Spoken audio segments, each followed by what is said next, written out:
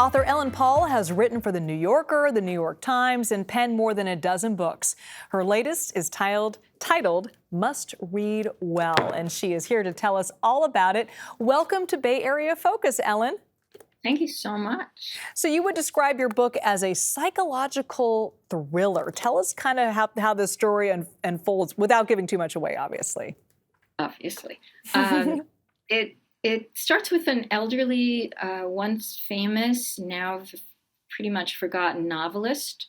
She's quite frail. She's 89 years old, and she wants to revisit an incident in her past, a passionate love affair that she had 50 years before. She's kept journals all of her life, so she has about 300 of them, and she can't read her own handwriting. And that's really where the book started for me, was the idea of keeping journals and being unable to read them.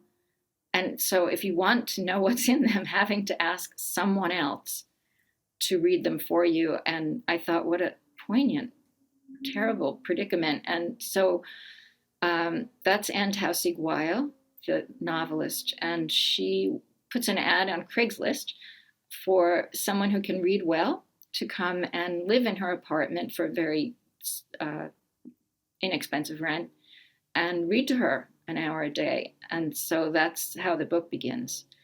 The person who comes to read for her is a young PhD candidate, and she has an agenda of her own that she does not mention to Anne Weil. She has been studying Anne Weil and writing her dissertation in part about her.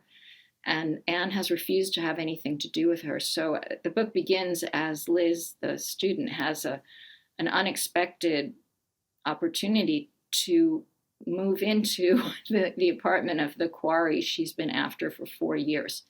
So she disguises her identity and comes in under false. Yes, she's not a terrible person, but she's she's complicated and determined. Okay, I'm hooked. I want to know what happens next. I'm so curious, when you start a novel like this and you know it's going to be kind of this psychological thriller, what goes through your mind? Is this something that you had been sort of working on for a while in your head, saying, yeah, I kind of want to do something like this, and then it just sort of evolves like that? Tell me about your process when it came to writing this book.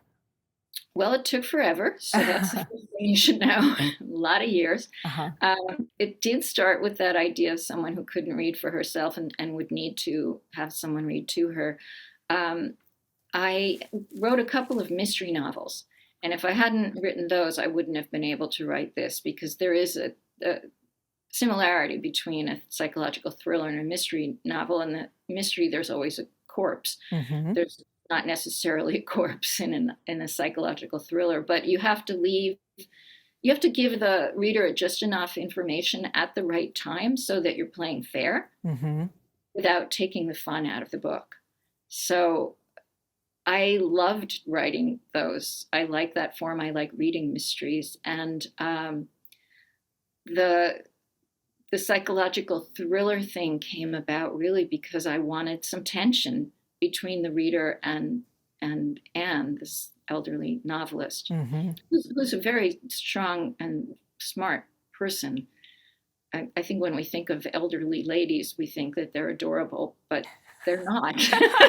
Some are, not all of them.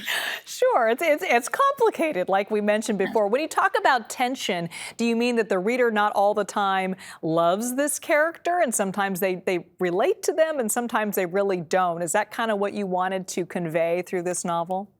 Well, that's certainly a big piece of it, and that, for me, that creates narrative tension, and that creates traction where you want to turn the page. You don't want to close the book. You want to know what happens next. So that uncertainty and imbalance is a part of that, I think.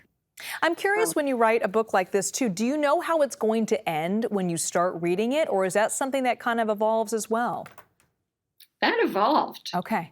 When I wrote mysteries, I had to know how it ended, because otherwise you could spend your whole, 2 years writing something and then you're stuck.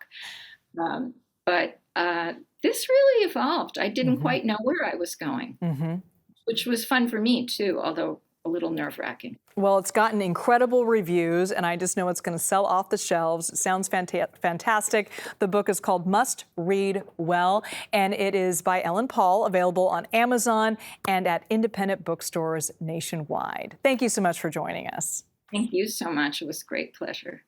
Ours as well.